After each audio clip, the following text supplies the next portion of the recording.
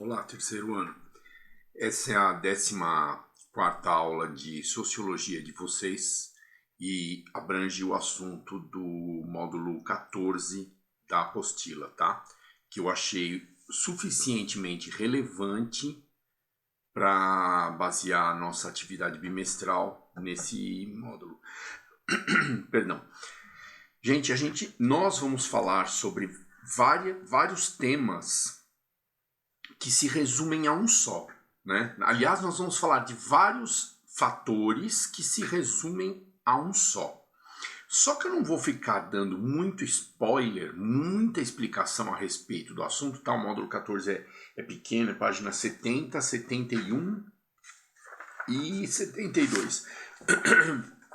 Porque na atividade bimestral eu peço alguns conceitos que estão aqui, portanto, os senhores e as senhoras vão ler, tirar suas conclusões e completar a atividade, tá? Aviso, essa atividade só será entregue, só pode ser entregue, só será considerada por mim se entregue na folha padronizada que vocês pegam lá na coordenação. Ou imprimem para quem tem esse recurso em casa.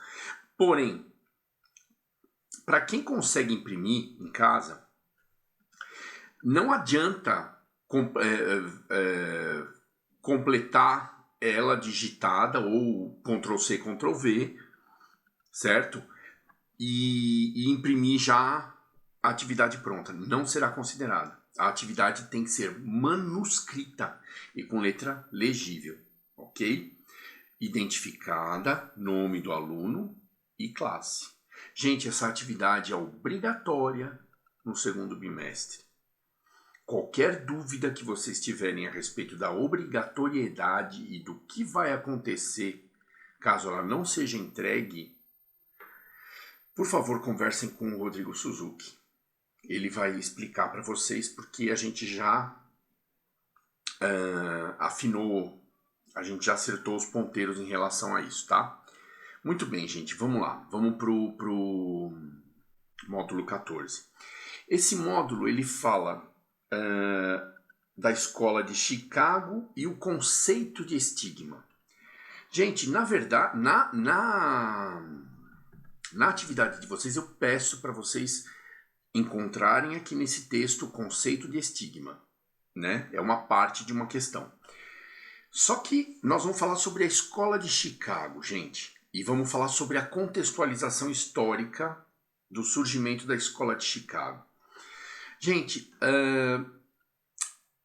no início do século XX, em meados de 1910, 1920,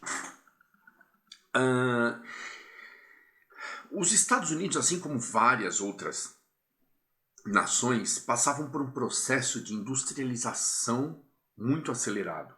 Um processo de desenvolvimento capitalista muito acelerado e que nunca havia ocorrido antes, ou seja, o pessoal estava experimentando coisas para ver se dava certo ou não. Muitos erros foram cometidos e muito progresso foi feito. Porém, a gente não pode julgar, a gente tem que é o que eu vou falar agora, a gente tem que se instruir.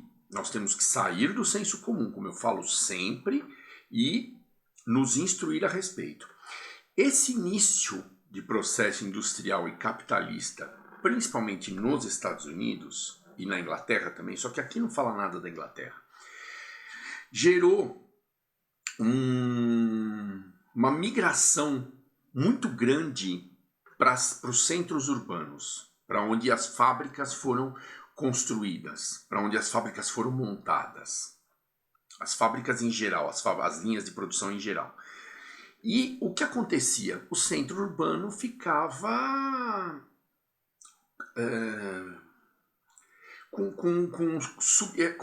tinha condições negativas, né? Submoradia, aumento da violência, aumento da necessidade de transporte, enfim, vários problemas de infraestrutura que ainda acometem os grandes centros. Porém, né, com o tempo, aqui no Brasil, infelizmente, muito lentamente, acabam sendo sanados. Porém, eles precisam aparecer para que eles sejam sanados, né? Assim, não há como prever. Aliás, há como prever, né? A gente que dá uma tampada no sol com a peneira e acaba aceitando o fato de que não há como prever, né? A previsibilidade do aumento populacional nos centros urbanos fica difícil de calcular. Não, não fica. Dá para fazer uma projeção. Muito bem, gente. Então, na Universidade de Chicago surgiu um grupo de pesquisadores sociais, mais conhecidos como sociólogos, que passou a analisar esses efeitos da industrialização iniciante, do processo de desenvolvimento capitalista, e começaram a escrever, né, começaram a produzir teses a respeito desses problemas que surgiam no início da industrialização e do processo capitalista. Em paralelo a isso, eles adotaram metodologias científicas, né, para recolher esses dados. Então, como se tratava de fatos inéditos, esse pessoal criou uma metodologia que fosse capaz, criou uma metodologia científica que fosse capaz de coletar dados na sociedade e divulgá-los para que fossem enxergados, né, para que fossem vistos os problemas e as suas causas. Percebe? Os problemas que surgiam da superpopulação urbana no começo do processo de industrialização e desenvolvimento capitalista. Gente, uma outra coisa que a gente tem que falar a respeito deste capítulo. É importante que vocês saibam o que significa minoria social, o que significa representatividade, identidade, representatividade social e identidade social. E preconceito. Preconceito, gente, acho que eu já falei umas 400 milhões de vezes. É, como o nome já diz, pré-conceito. Você ainda não conhece, né? Você ainda não tem o conceito formado pela sua racionalidade, pela sua lógica. Porém, você escuta uma coisa ali, escuta uma coisa aqui, vê acontecer várias vezes na mídia ou no seu convívio social, então você acaba desenvolvendo pré-conceitos. Antes de conhecer na realidade e de analisar com frieza os fatos, com frieza e com uma abordagem técnica, né? Uma abordagem científica, uma abordagem clara, uma abordagem civilizada, gente. Olha, aquilo de se afastar do senso comum não é brincadeira. Gente, eu vou dar um exemplo que acontecia muito no passado, tá? Principalmente nas sociedades árabes, né? No Oriente Médio. A mulher adúltera era apedrejada. Isso era uma tradição cultural deles, certo? Eles amarravam a mulher e jogavam pedras até a mulher morrer, na base da pedrada.